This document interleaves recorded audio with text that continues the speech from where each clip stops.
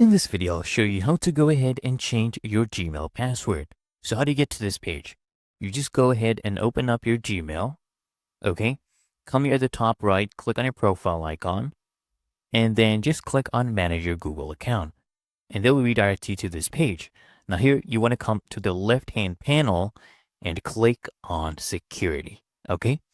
Now here, you'll see a bunch of different options. Scroll down a little bit. And you'll see here the section that says how you sign into Google. You'll see the password option. Go ahead and click on this.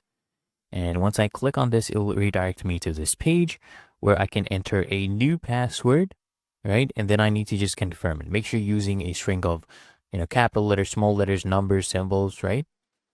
And, it needs to be at least 8 characters. So I'll go ahead and put in this new password. I'll put it in once again. And there we go. Just click on change password.